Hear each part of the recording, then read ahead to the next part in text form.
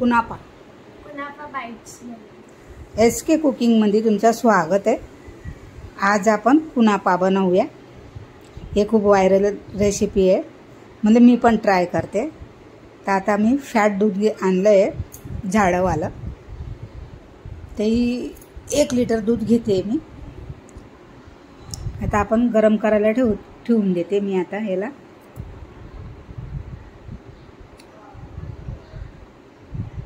आता बारीक बारीक आपण हे कापून घेऊया। काजू बदाम फ्रीज मध्ये ठेवलेले होते, तर बाहेर काढून ठेवले। तडतड तडतड उडतायत ते। अशा उभ्या उभ्या चिऱ्या करून घेते।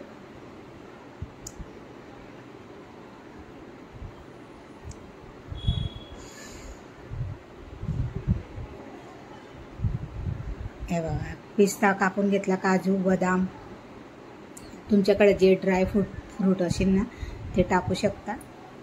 आता मी हे म्हणजे असे थोडेसे तांदूळ भिजत घातले होते 10 मिनिटं,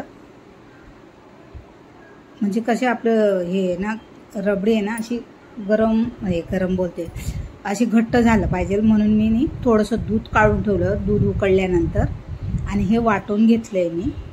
आणि आपले हे रबडी आहे ना अशी हे दाणेदार लागणार म्हणून मी तांदूळ टाकते। दूध आपलं ऑलरेडी पहिलेच उकळून गेलंय, 2 चमचा भरून मी काढून घेतले। आता हे टाकते मी। दूधला पण बघत राहायचं आपण, रबडी पण आपली तयार होते ते तेला पण आपण हलवत राहायचं, नाही तर खाली चिपकून जाणार ते। आता मी हे शेवया घेतले, हे शेवया सगळेच वापरतात। हे भाजलेले आहेत ऑलरेडी, पण मी आता परत भाजते। 1 चमचा भरून मी घी टाकले। आता याच्यात छान असं भाजून घेऊया। मी एवढ्या शेवया घेतल्या 2 मुठी भरून।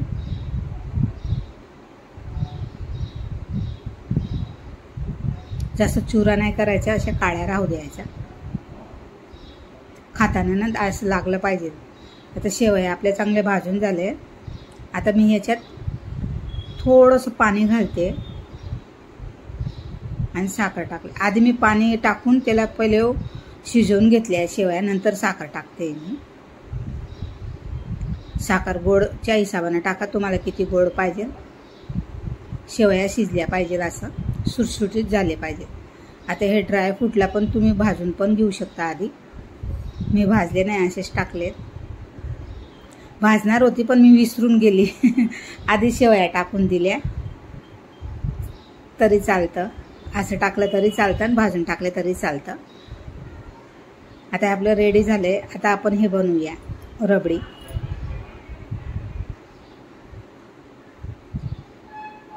अशी वरती मस्त अशी मला येते।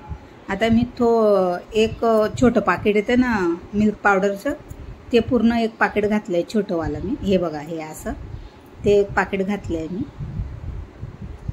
गाठा नाही पडले पाहिजे म्हणून मी गॅस आधीच शिलो करून ठेवून दिलेला। आता आपण कस्टर्ड पावडर टाकूया 2 चमचा भरून।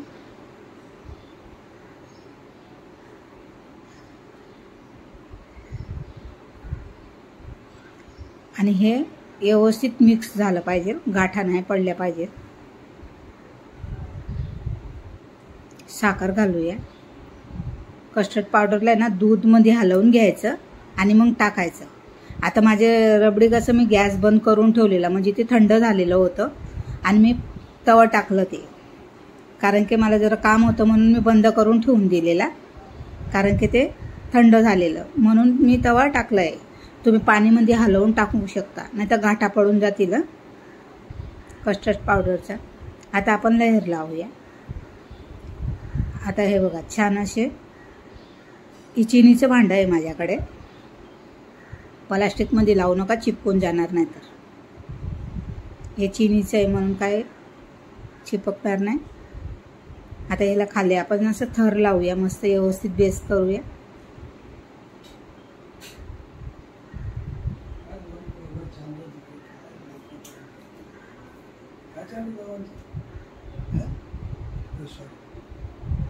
आता बघा एक थर लावला. आता आपण टाकूया.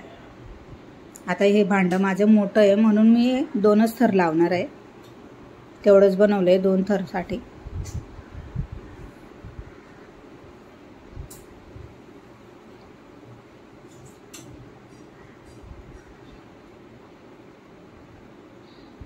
आता परत एकदा लावूया.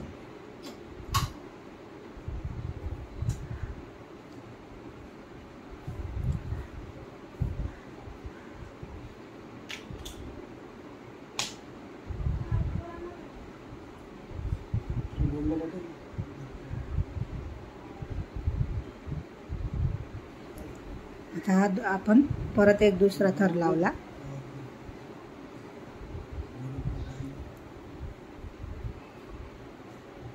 थोडेसे मी वरून अजून टाकते. थोडेसे काढून ठेवलेले मी साईडला, म्हणजे दिसायला पण छान दिसणार.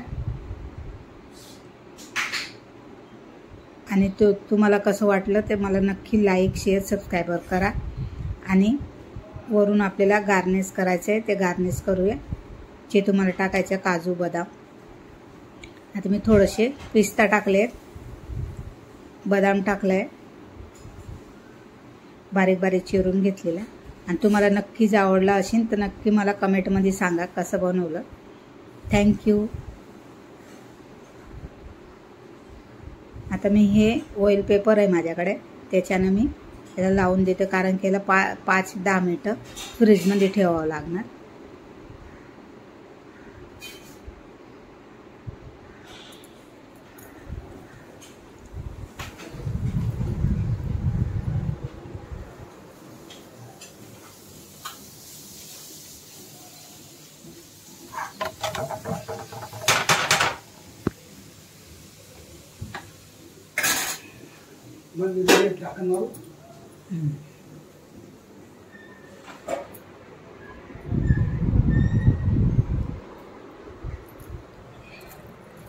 हे आपलं रेडी झालंय.